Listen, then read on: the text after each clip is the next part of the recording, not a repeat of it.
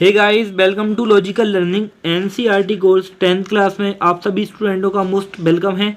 चलिए स्टार्ट करते हैं। प्रश्नावली 1.2 प्रश्न क्रमांक 3 अभाज्य गुणनखंड विधि द्वारा निम्नलिखित के एचसीएफ और एलसीएम ज्ञात कीजिए। तो आपने ये जब प्रश्न पढ़ा होगा तो आपके दिमाग में आया होगा कि सर मैंने ये वाला प्रश्न पहले कभी पढ़ा है, तो आपके मन में ये बात आई है तो बिल्कुल सही आई है, क्योंकि प्रश्नावली 1.2 के प्रश्न क्रमांक 1 में ही एचसीएफ और एलसीएम ज्ञात करना मैंने आपके लिए सिखाया था और वहाँ पर बस दो संख्याओं का एचसीएफ और एलसीएम ज्ञात करना था। और यहाँ भी कंडीशन बिल्कुल सेम है, बस यहाँ पर संख्याएँ 3 हो गई हैं, तो करना सेम टू सेम है बिल्कुल। तो ध्यान से देखिए। चलिए स्टार्ट करते हैं इस सवाल के लिए हल करना। तो बिल्कुल पहले का ही हल करना है, बस आपके लिए सवाल के लिए बहुत ध्यान से देखना है। तो चलिए सबसे पहले क्या करेंगे, 12 के यहाँ पर गुणनखंड तोड़ेंगे।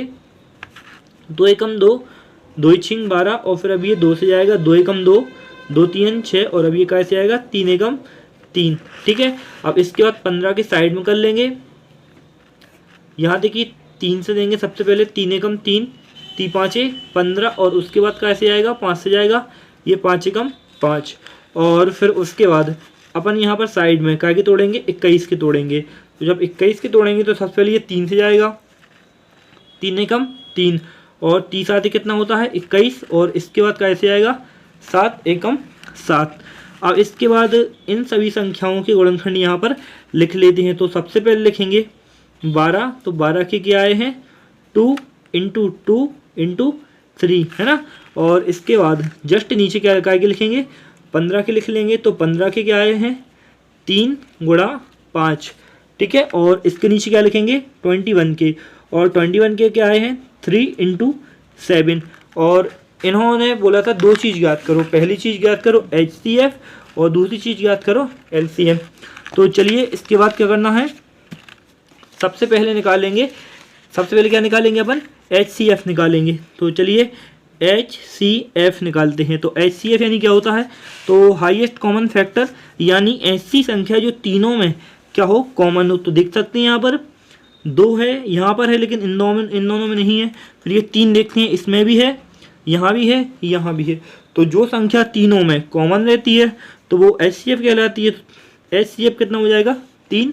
और इसके बाद क्या है LCM। ठीक है, LCM मतलब जितनी संख्याएँ बची हुई हैं।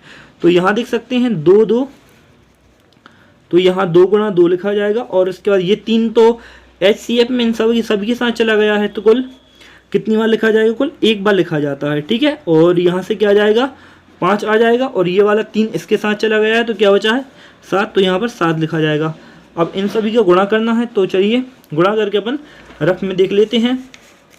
रफ में देखिए, तो यहाँ देखिए पहले 3 दूनी 6 और 6 दूनी कितना हो जाएगा 12 और 5 का अपन साथ में कर लेंगे, तो 5 7 कितना हो जाएगा 35। अब 12 और 35 का यहाँ पर इंटू करना है, तो 5 दूनी 10 की 0 हाथ सिलाई 1, 5 एकम 5 और ये कितना हो जाएगा 6, 3 दूनी 6 और 3 एकम 3 जोड़ेंगे तो 0, 6 6 12 की 2 हाथ सिलाई 1 और यहाँ पर 3 और कितना हो जाएगा 4। तो यानी यहाँ पर देखेंगे कितना आ रहा है गुणा करने पर 420 आया है, यानी एलसीएम कितना आएगा 420। ठीक है, तो इस सवाल को करना है ऐसे हल।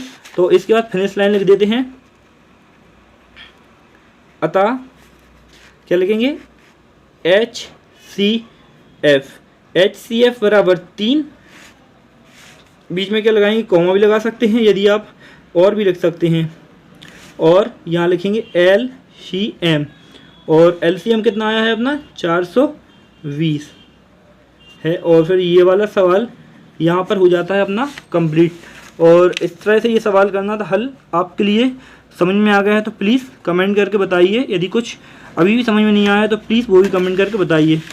और आपको वीडियो कैसी लगी है प्लीज़ आप मुझे कमेंट करके बता दीजिएगा। और यदि आप मेरे चैनल पर नए हैं तो प्लीज़ मेरे चैनल को सब्सक्राइब करिए। Thank you so much, keep watching.